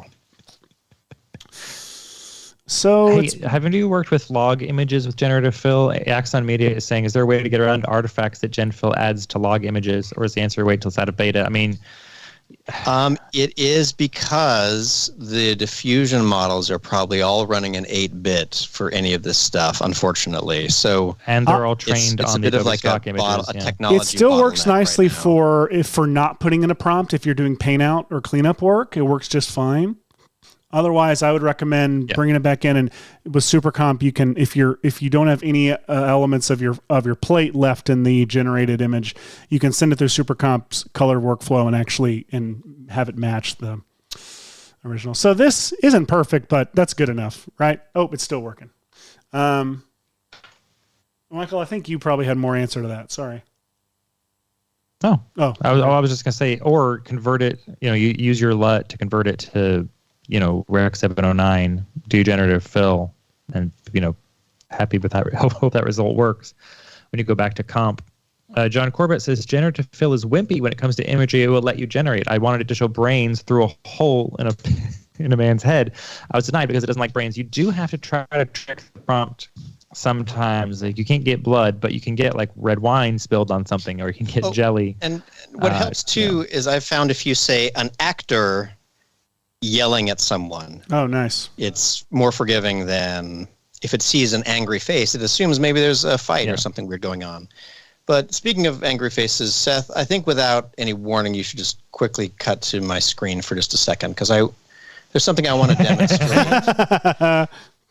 Andrew, if you're watching, you're going to like this. And one of the crazy things about this, everybody, is fun little face track and everything like that. But this was done all within the After Effects and Photoshop pipeline. Like, that's it. That's nuts. So what I did was I found this frame of Our Lady right here, and I said create reference frame, which popped it over to Photoshop. I did a little selection like this with a little like magic brush thing, and did a generative fill on the face, which gave me these 3 options, and they're all just terrifying. What did I say? I said monster makeup. Oh, the teeth on that one. This one is painful. Yeah. Whatever happened. So I was a little bit split. I kind of like just the crazy evilness of these. In my selection, I left the eyes because I wanted them to line up, which is kind of cool. And now, once I have this simple reference frame, I can save it, and it comes right back into After Effects. And so now it's there, but it's just one frame. So you have the whole thing, and then all of a sudden, blip, for just a second, there's that, right? Which would be fun just to freak people out. It would be. That's a good, like, wait, what happened situation. Because that's, I apologize to the folks at home. This is quite a face. But check this out. So I want this to track to the rest of the shot. So how can we do that? Well, one of our friends from earlier, Content Aware Phil, was feeling left out. And so here's what we did. We hide this reference frame for a moment, and we open up a copy of the face here and open up our RotoBrush interface and roto the face. So now I roto the face out, which means that I have this hole. Okay? So it's there's no face the whole way through except for one frame all of a sudden right here once I turn my reference frame back on. So now we have, whoops. So now we have a hole, a hole, a hole, and then boom, scary face for just a second. And in fact, I should turn on my the background too. So this is a full frame for this one section, and then it moves on. Okay, we all following? Mm-hmm. And now, all we have to do is go over to our content-aware fill, turn the alpha expansion way down to like 2, and then for the fill method, instead of object, we're going to say surface. And that's it. And now you say generate fill layer, and it's going to fill in all of the frames where there was no face. But to figure out what was happening, it's going to look at any information it can find, which includes the original footage that is being punched out. It has no alpha, but it does have a bunch of motion vectors in it. And all of this, it analyzes relatively quickly, and then it's going to start rendering. Let's see, we're rendering 2 of 3, 4, 5. This is pretty quick. Hashi, is this the same technique you used in an Indiana Jones themed template tutorial?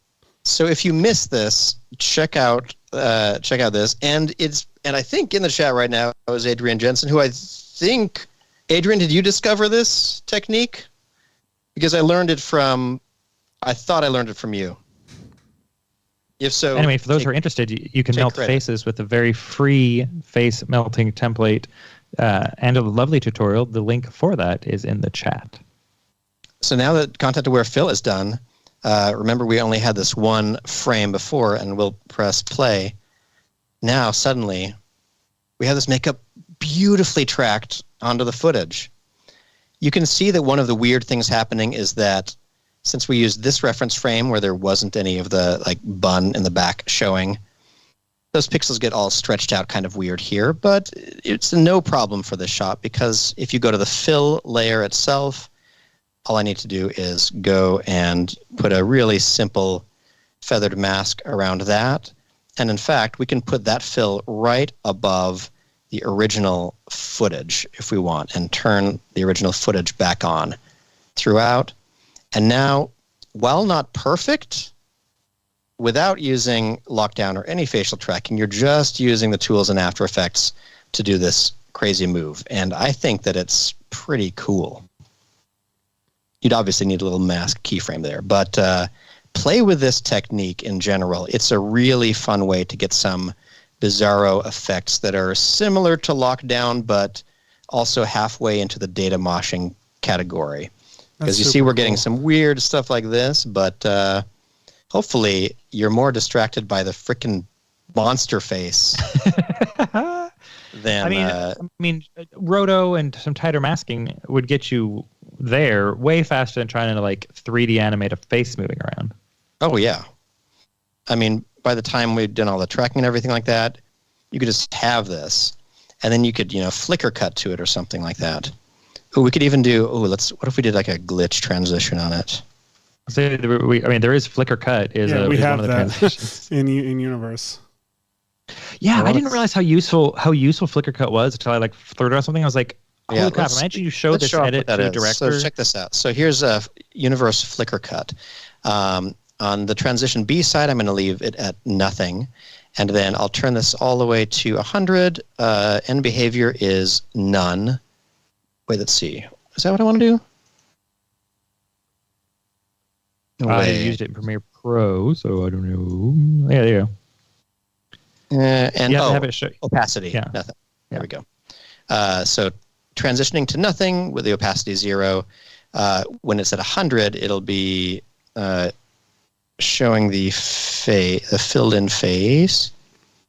By the way, real quick, just want to show this is really funny with content-aware fill, just having this guy's top half Just kind of floating.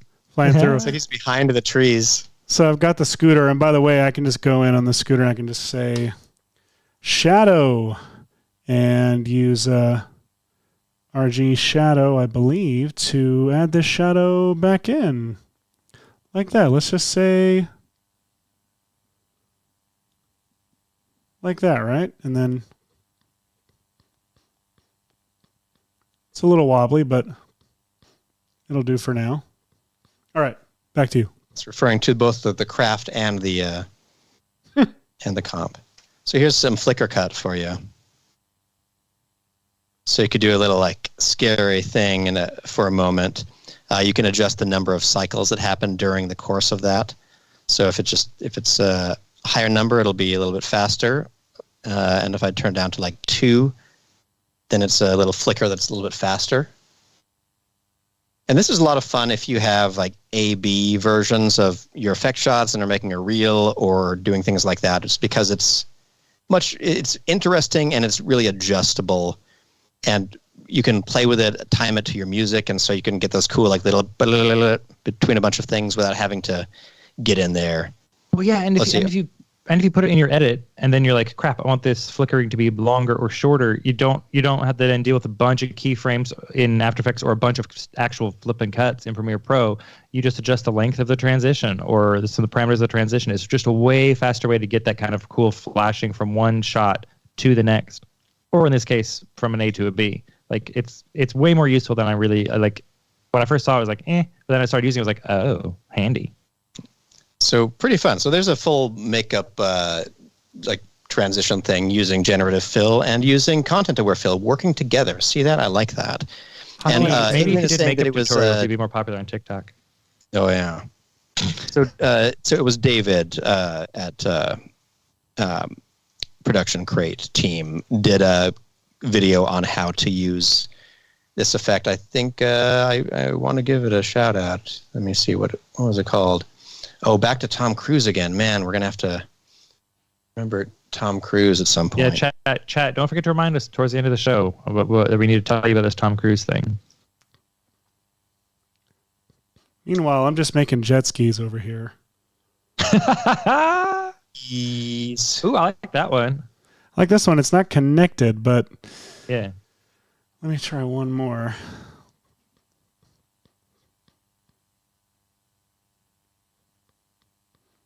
Because I have an idea.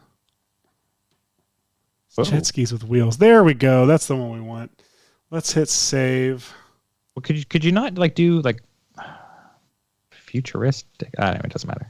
Well, just for now, because I'm going somewhere with this. So if I take this, I'm going to rasterize this layer, and then because it's a raster, I'm going to try select remove background. Let's see what works. Did it work? I mean, no. Oh my gosh, yes, please. Let's try this. Let's do boobity boobity boop. What are you trying to do? Oh, yeah. Yeah, I need his legs too. Oh yeah, because he's not standing like that on the motorcycle, huh? Which again, like, look at all this stuff you get for free from the generated frame. Seth, if you want to cut to me for just a second while you get that selection worked out. The Production Crate video is called Secret Trick in After Effects Tracking Textures for VFX. This is the one where I had gotten this result accidentally, and then when David came out and was like, hey, look, you could use this messed up content-aware fill thing purposely to do this. I was like, how are you doing that? And it's purely using content-aware fill like a motion vector projecting tool, which is really cool. So anyway, yeah, shout out to this tutorial for teaching that. I tried to explain it the best that I can in the Template of Doom video of ours as well, and hopefully I explained it all right today. Anyway. I think you did. Monster face. So, wait. Why is that background still there? Well, we're on Hashi's screen, so we can't tell. I know. Something weird just happened. Hang on. Select and mask. Ooh, and from Production Crate, Nate also made a script to do the content-aware fill thing faster. Look at that. And Plot Coalition is asking how well that would work with EBSynth. And in fact, like that is specifically the process that's happening right here in these with content-aware fill like that. And I know I said I wasn't going to open up, but I think I'm going to open up my content-aware fill thing. You are? All right. Yeah, I'm going to do it. So- I know it might spoil a reveal of sorts. I kind of But yeah, spoiled you it finish already. yours. All right, so jet ski is just hanging out there over the. And if we want to make it look like it's hovering, by the way, we absolutely can. We can go in and do shadow and. For those of you who are interested in more about using Shadow from the VFX suite, that is also linked in the description or in the chat. Oh, and Adrian says it was Nate Lovell that made the script to make the content-aware thing faster. Hashi, have you worked with Nate Lovell really? before? Have you worked with Nate Lovell at all ever? Nate Lovell. In fact, if you watched the new cheap tricks that came out this week, everybody, thank you. A lot of you did. Link is in the chat. Link is in the chat. There's a new cheap tricks this week, and it gives away a tool that you VFX and chillers may have already known about. Our 3D plane stamp tool that was built by Nate to work as a way to stamp the texture right from a camera track into your comp. And in fact, Seth, once you're done with that, I think one of the next things that I could mention is how well the stamper works with the Generative Fill tool. Go for it. I'm going to try something while you're doing that, and we'll just check back in with me in a little bit.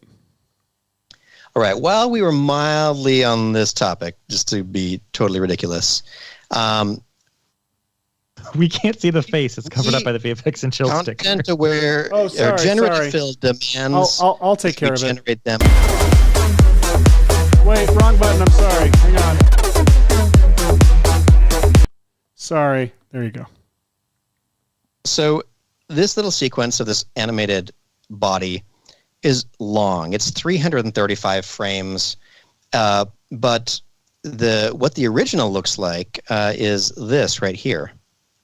This is a default Mixamo character, and I brought him into Cinema 4D, did some custom animation, and rendered him on an alpha just right out of the display viewer. Like, this isn't even a render. This is just the display port, because all I need is the basic shape of this character.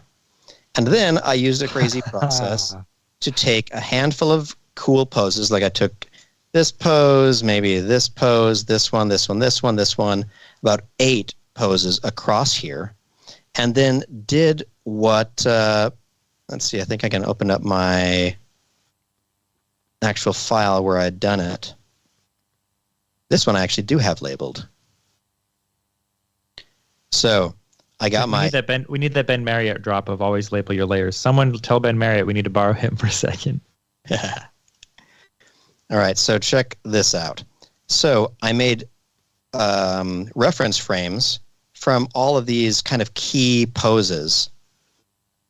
And so it generated something strikingly different than the, let's see, I'm turning these all on and off at once. So this is the input. I tinted it. And then this is the output from Photoshop. I typed in something like robot with glowing blue lights. And I got this. It's very different, but it's got this anatomical shape. Like, it's like a robot, which is really cool. But I knew that if I did that to every single frame across 335 frames, both it would take very long, and it would probably be a little bit too chaotic. So all these reference frames, however many there are, 12 of them across the 300 frames, are in here. And then right at the bottom, I had the original thing right here, the, talking, moving render out of Cinema 4D that looked like whatever that looked like, this. So that's under all of this, but it's turned off.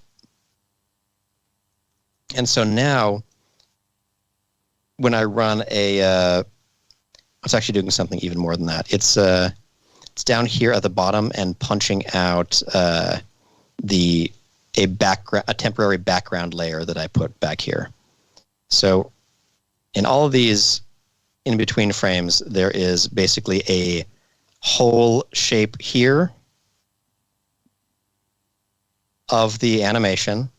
And then every so often in this hole is one of the things that I generated of the new robot.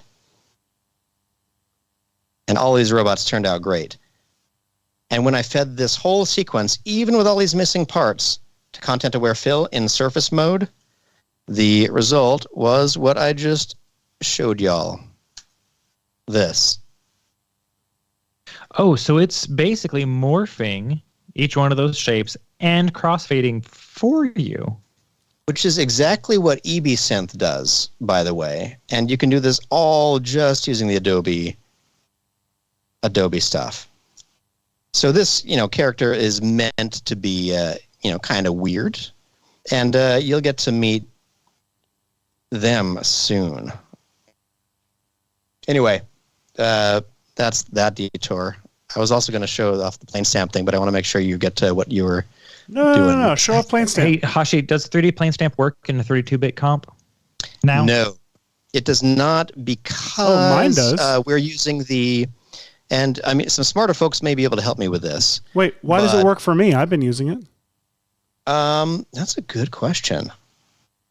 It's working for Seth. Why isn't it working for you all? No, it's because we're using the export PNG function, which is something you can call from a script at any time, and it doesn't involve using the output modules.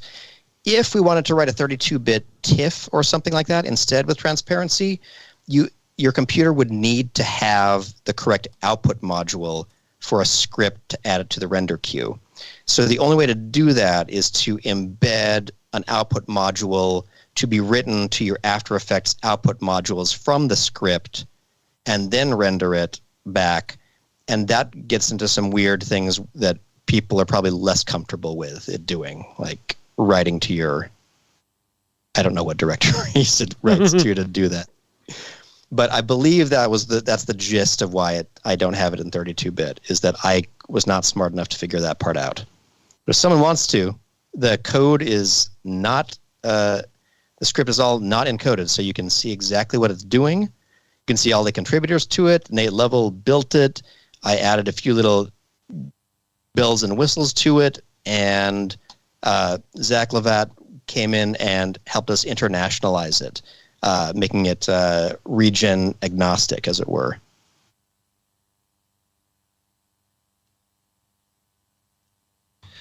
And from suggestions from some of our lovely chill users, there's also a high quality button, your tick box. So if it takes a longer time to write the image, it won't the script won't just fail on you. Well, that's what has been doing my 32-bit. Maybe it isn't. I don't know. That's a good question. I mean, the other thing that could be happening for something like that is that you could have a color space or an interpolation on the footage that when it's rendered out and that PNG comes back in, it doesn't have that same color interpolation, so it's getting shown like bare, which might be dark or might be just look wrong in general. So I'm not positive what would be right. I love the things that I have on my computer. Just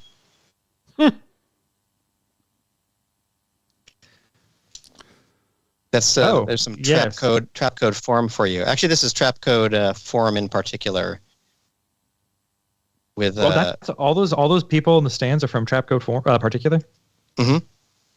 They have little shadowlets, and on top of it, look at this. They watch the camera. They look as the camera goes by. That's really cool. But let me open up my my more default. I mean, that feels a little bit like it's worth a quick little tutorial, Hash. Oh yeah, I think so. You know what? If you all suggest little tutorials that you want to see, do that, and then maybe I'll make some. And then maybe. Let's see, tutorial record. Where did I save this other thing? Okay, here's an example. All right, so if you don't know what this 3D plane stamp tool is, it's right here on my screen. It's even docked right here. And the whole idea is that whenever you do a camera track, you make these little reference frames, like you say, I want a solid here or there or wherever. But they're just solids. And I feel like it would be really helpful if you could composite with them, if they had the information from the footage. So what this does is whatever solid you have selected, let's find an ideal frame here where we can see more of this wall. You just take the solid and sort of, squish it to kind of fit this wall section here. And then you press 3D plane stamp while it's selected. Boom. And it will think for a second. And what it did was it quickly exported an unstretched version of the footage or anything below it like this onto a 3D card. So now this is a true 3D card. It's not the footage anymore. It's a 3D card that will pretty much line up right with the original footage. And the crazy thing about something like this is now I could grab this layer and let's go quickly open with, if I say edit original, will that open in Photoshop for me? No. Darn. It just fires up whatever the computer's. Oh, it's a PNG, not a PSD. So let me just reveal this in Explorer real quick. So it's saved to right here, right next to my project file. And then I could go over to Photoshop. Oh, geez. Okay, I'm gonna close you. Sorry. Close. No, thank you. No, thank you. Let's bring this in here. So now you've got this thing, and I could say right here, I would say Generative Fill, and what should we say? Let's do a wanted poster. I'm very curious what it's going to do for that. No Caleb idea Natal says, how do I know this exists? It just came out this week. It just came out this week, free right now. You can download it. The link is in the chat, or just go to Maxon's Yes. news section. Wow. Oh, It got close. love all these. Oh, that one. Seth. Yeah. Okay,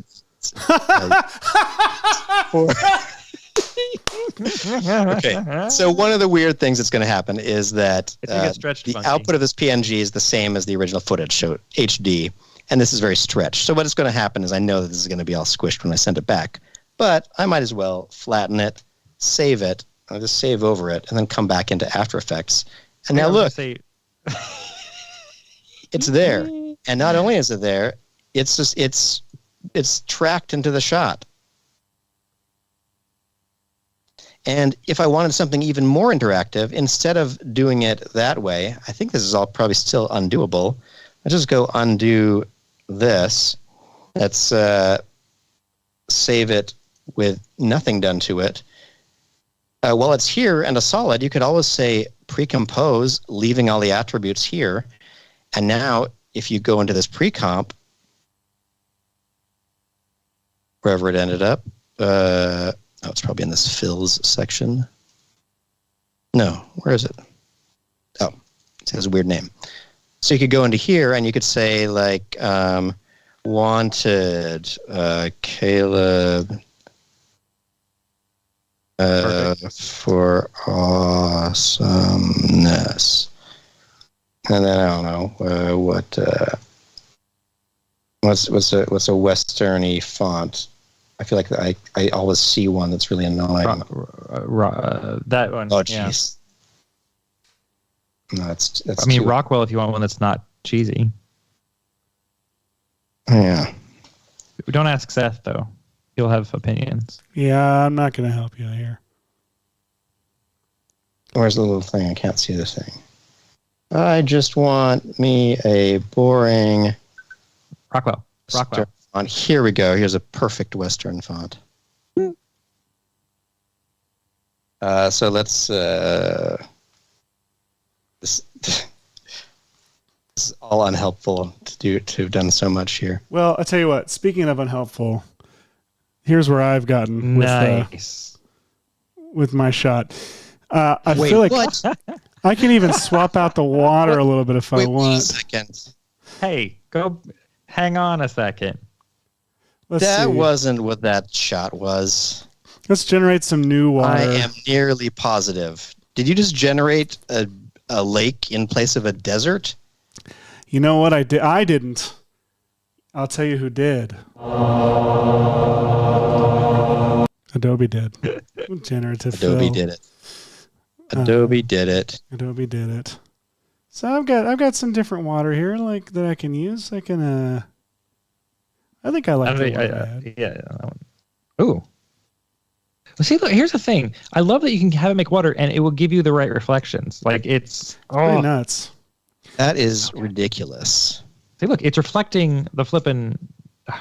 That one's awful. I hate that one. That one is awful. I do hate it. And you know what? Like, I know that we don't have a reflection for the character the way this came in, but you can make one. Very good news for you if you need to add a reflection to something that you don't have a reflection for. Wait, which one was I using? I think it was this one. I'll save that. Go back in, refresh everything. Maybe scoot this horizon line up a tad.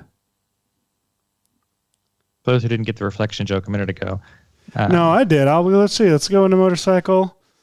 Let's give it some reflection. Why don't we? Why don't we? VFX reflection. The link is in the chat. And Hey. what I could do is I could bring. I was gonna say, can you use the water layer? I can bring my water layer in here. Turn it off.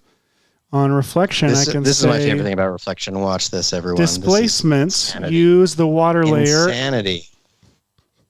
as the displacement, and let's do vertical. Boom! There we go. Oh, look at that. Look at that. That is a perfect reflection. Doing something weird at the top that I don't recognize. I've never seen before. That could be an artifact if there being other effects above that are messing with the. No, nothing's happening. Oh no, that's not on. Okay. Where's your checkbox for the bounding box? Clip to bounding box. Oh, you know what? It's because the water layer. Oh, it disappears suddenly.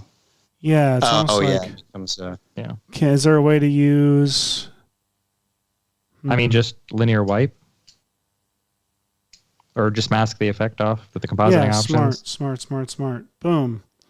And reflection, compositing options. Let's use mask 2. And Hey, as we're coming to the end of the show, Sminkley in the chat is asking what the Tom Cruise thing was about. So we do need to go look talk at about that. Look at that! It's so funny. Look at this. That works so good. Holy cow! I Oh, love wait, how stupid this is. add some blur to that. Yeah, add some blur to the reflection. Oh my gosh, that makes me so happy how stupid this looks. Uh, I would say, like, looking over that screen quickly, Seth. Like, I know I'm a visual effects artist and all by trade, but seriously, I look at that quickly and I'm like, hey, it's a jet ski that's I hovering forgot it's above not the supposed water. to be hovering. It's not supposed to be hovering anymore, is it? My bad. No. I do love that you can just grab that whole T shape and move where it is. Oh yeah. See that now? Yeah. See what? Bam! Look at that! Now look at this. Oh my Holy gosh! cow. Okay, turn up the blur more. Turn up the whatchamacallit, the reflection Spider-Man, blur. turn up the blur. Turn up the blur. There we go. Yes. Oh, Too much. there we go. Now we are into the more photoreal territory of what's happening. That first on this show. First. So look at this ridiculousness. You know what? It probably looked better before. I'm sorry. I had used Spider-Man turn up the blur. Hey, everyone should always Spider-Man turn up the blur. Just once. I just opened my prep file. What? Let me see it. I have no idea what's happening here.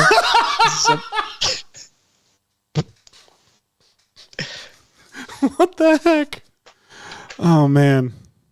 Okay, wait. Instead of comic book character, let's type I don't know, Toy Story character.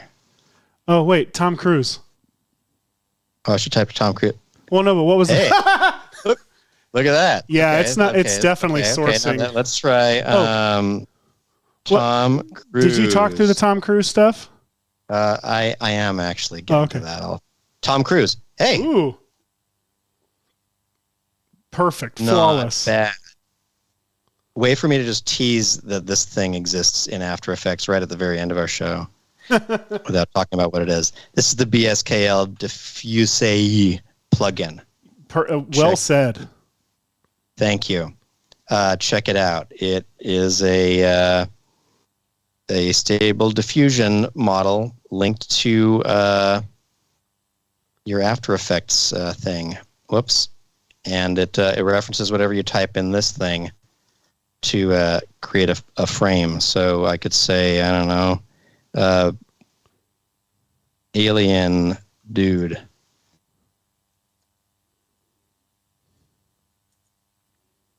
Okay, that's less alienish than I would have wished. But anyway, back to our Tom Cruise thing. Oh, I lost my little bit.ly/Ethan loop thing, which I want you all to study and then go check out. Oh my gosh. Just trying to make it visible using some kind of anything. Dear some goodness, kind of anything. I'm stuck in the non-font section. It's fine. Arial rounded is where we're settling. If you all want to download a lovely, loopable Tom Cruise holding on to things, as made famous apparently by this Tom Cruise holding on to the SpaceX camera right here, which is at 2.5 million views, everybody. Good Lord. Thank you very much. They ask us to make content that travels on the show, and we do. So along with this, we are giving away Content. Yes, content. content. A loopable version of this.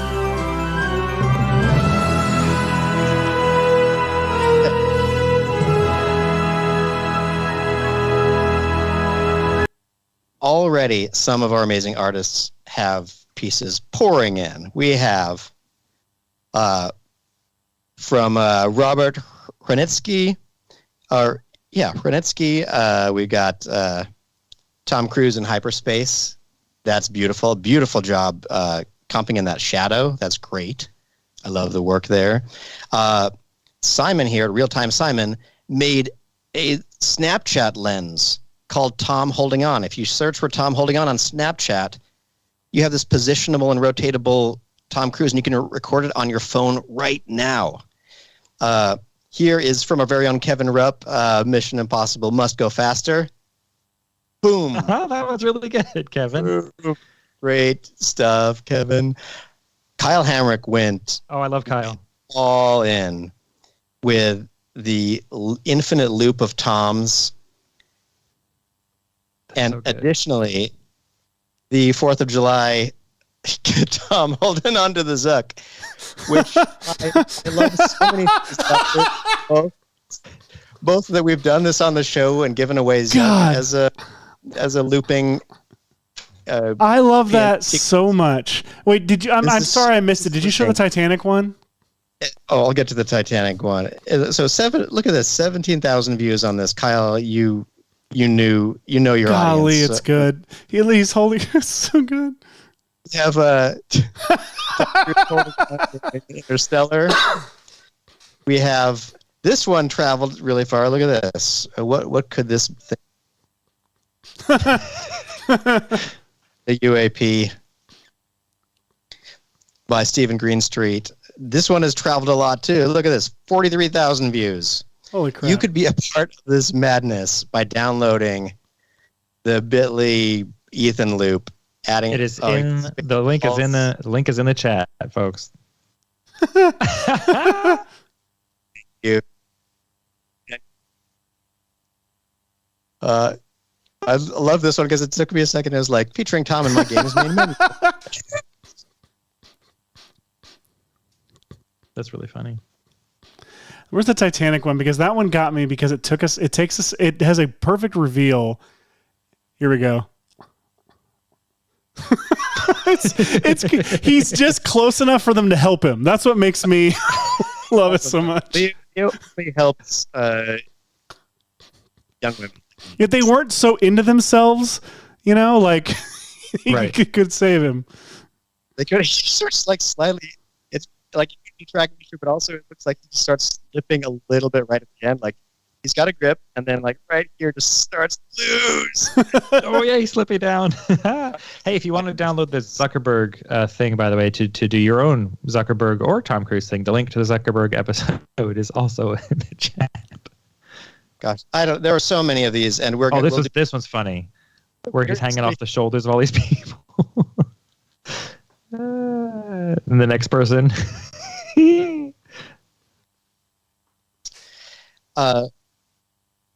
Tom in a video game. Gosh, I barely have time for all these. Tom in Pee-wee's Big Adventure. Excellent. It's this, and like, of course, the classy crowd came out.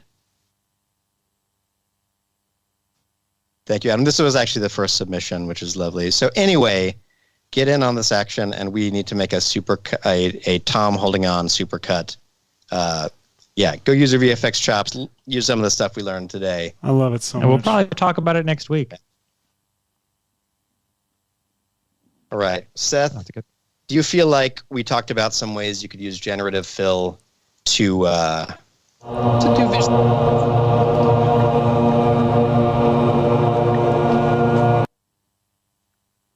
I do.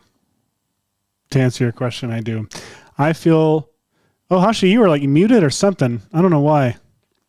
Well, we had even more examples that we didn't really get to. So please leave comments or questions about the things that you're the most curious about, so we can either come back to them on a later show and/or do a separate piece on them. But we would love to see what you guys come up with using, you guys and gals, with exciting content-aware fill/generative fill effects, because it's a weird new world where you can just generate something out of nothing, and all within the Adobe interface. Might feel really safe for anyone who's just getting into this for the first time. Absolutely. Man, this was a fun show, guys. I love you. This is a chaotic episode. Which is what we do for every day. Thank you, Colin. All right, guys. I'm not here next week. Are you? What? Yeah. I'm around next week.